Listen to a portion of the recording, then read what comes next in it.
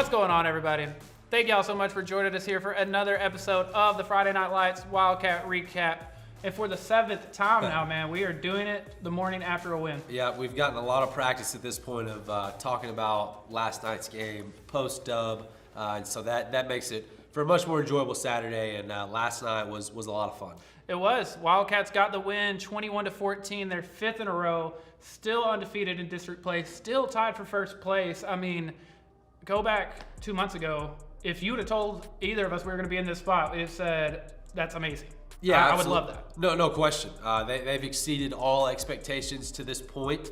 Now, the thing is with that comes more expectations. And I think that a lot of people have a lot of high hopes for the Wildcats going forward and into the playoffs. Last night, you officially punched your ticket. I believe, you and I think that it's no worse than the 3rd seed guaranteed. Now, I've been wrong before, so... Yeah, no, but I'm pretty sure that's correct. I believe given that is. who we have left on our schedule and what we've done versus what they've done, I think that worst case, we're 3rd seed. And it goes back to a conversation you and I had with Coach Faircloth before the season even started. And I don't remember if it was me or you. I think it may have been me, but asking like, okay, obviously you set your goals.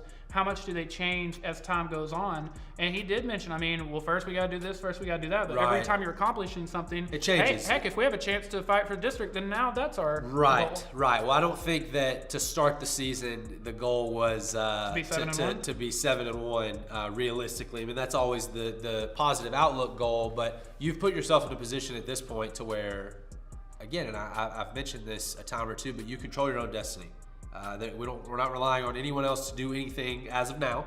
We've got 2 district games left, and if you win those 2, you're going to win the district title. Yeah, I mean, I don't think we can emphasize enough. This team was 0-10 last year. Right. 0-10. Right. New coaching staff comes in. Got a 700% upgrade in wins this year. It's been amazing. Last night's game, kind of like the week before Maybank. The thing about this team in non-district play, a lot of really fast starts. And these last couple of weeks, we've seen that they actually can. They don't have to have. Obviously, you want a hot start, but if they don't get out to one, they still find a way. Yeah, and I'll be honest. Last night was as much of a trap game as you're going to have. Yep. It is human nature to look ahead. And those kids, they know what's at stake. They know that Kaufman's a top 10 team in the state. They know that Anna's a top 10 team in the state. And they know that Paris is 1-5. And so I'm not accusing them of overlooking Paris, but it's human nature to do so. And so Paris, and on the other hand, Paris, they've got their back against the wall. Right. This is See, life I or don't death. think we talked enough about that, dude. There's something to be said about a team whose back is literally against the wall. This is life or death. If we lose, your season's over. With 2 games to play, but that's it. It's not going further than that. So they are going to play to the absolute best of their ability because they have to. And so I think that last night was a game that you won 21-14. I think that they were much better than a 7-point victory for Sulphur Springs. I think that Sulphur Springs is much better than Paris, but they got through it. They figured out how to win. I mean, at the end of the day, that is literally all that matters. There's no rankings. Now, I want to point out, Yeah. I think this has only happened one other time this season, the Hallsville game, which you lost. But they didn't have a lead last night until there was 7 minutes left in the game. I believe that's correct. I believe, because I made a note of it during the broadcast. We would have to go back and watch. But I believe because it was until you took the lead at 21-14. Wow. And the fact you were trailing almost that entire game. I think it would have been, trying to think, 7 minutes left in the 3rd quarter, I think. Was it? Either way, I mean, you made it all the way until 21-14. It was certainly second taking half. Your first lead. We'll have to go back and look at that. But yeah, and it shows a level of maturity that this Sulphur Springs team has shown time and time again this season. You have the injury to your quarterback, Grady Driver. It's now on the defense. The defense has to come up big. Game on the line. Obviously, the play over the middle. We think it's a touchdown. Everyone thinks it's a touchdown. You go back and watch the Chad's Media great shot. Shout out to on the game-winning play, and he doesn't catch it. And so that game goes a lot different if he does catch that because number one, it's potentially a tied game, but do they go for 2, try to win it? Do they go to overtime? What happens? And so you'll never know. Jaden Nelson comes up big there. That's what you have to have out of your defense. You're right, and he is our Slaughter's Barbecue player of the game. Now, you and I have talked a lot this year. If you were more of a casual fan or you only saw the box score, you wouldn't know that Jaden Nelson is this amazing coverage corner. A lot of the time because the ball's not thrown his way. But all year long, he's been great in coverage, and he quite literally saves the game for you with that breakup. Right. You know, a lot of 50-50 balls his way. The ones that do go his way, I feel like are 50-50 balls, and a lot of times, man, he's just able to get it out of there. And last night, you know, receiver had it up high, but he's coming down, and you can see, I mean, Jaden punches it out, and the Cats win. The refs make a great call there. There could have been some controversy, but if you go back and watch the Chad's media, if you go back and watch the replay, it's very clear. Right. But to the naked eye, we were pretty sure it was a touchdown. If you go back and watch that just for like 0.2 seconds, mute me real quick, because I may have announced it as a touchdown. That's okay. But, that's okay. You got to talk to Jaden after the game last night, right? Yes. Let's hear from that.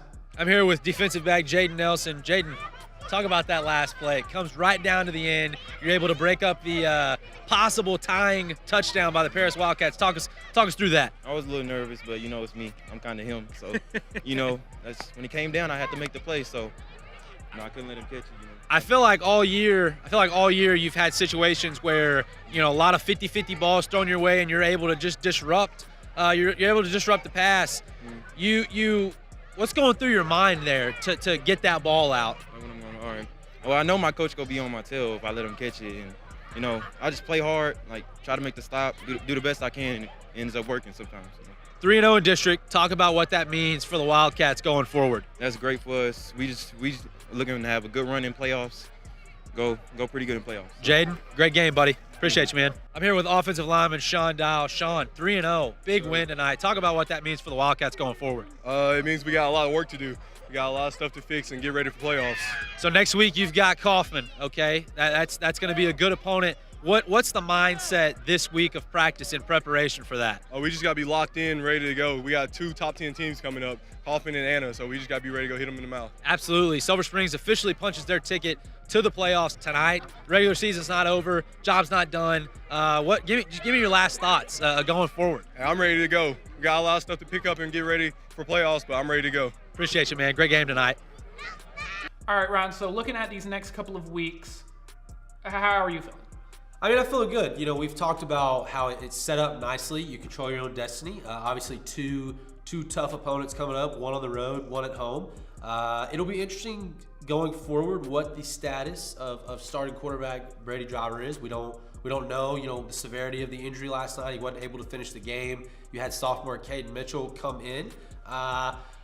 If Brady is out long term, then we got to figure out how to adapt and overcome. I talked about it earlier in the year. You know, the team that is the most resilient will come out victorious in a lot of times. So obviously losing your starting quarterback potentially is not ideal, but if that's reality, then Sulphur Springs is going to have to figure out how to make it work. Absolutely, but I do want to give them a ton of credit. To this point, they've had a lot of tests to kind of prepare you for this. I mean, you had times where CJ was out. Malachi's been out. We got to see a little bit more from him last night. Not a ton, but we did get to see some of him, especially late in the game. But, you know, you had Jeff Stevenson. He was out for a little while. Nick Cantillo. I mean, you've had a lot of guys, you know, and you next man up. You step up. So I think they have had moments to kind of prepare them for this sort of thing. If you know me and if you follow my sports career, there was always a motto that I kind of came up with that I really held near and dear to my heart. And Sulphur Springs has done this to a T thus far. And so I commend them for that. But defy the odds, overcome adversity, achieve greatness. Okay, if you do those if you do those first two things, you will achieve greatness. And so Sulphur Springs, they've been faced with tests, and some of those big, some of those small. And man, golly, they've handled it so well this year. Just a young group for the most part, top to bottom. But man, just a talented group and a fun group to watch and follow. And you know, we've sure had fun. And 7-1 at this point is it's been tremendous. It's been a blast, man. And like you said, this is year one right. of the new era of Sulphur Springs football. Right. Couldn't be a better start. Anything else you want to get to before we get out of here? No, you know, last night was a lot of fun. I thought for the crowd, you know, you probably didn't have as many in attendance because of the stew contest. But I did catch word that there were lots of people watching the live broadcast over at the stew site. I saw people send screenshots that's fun. and stuff. That's fun.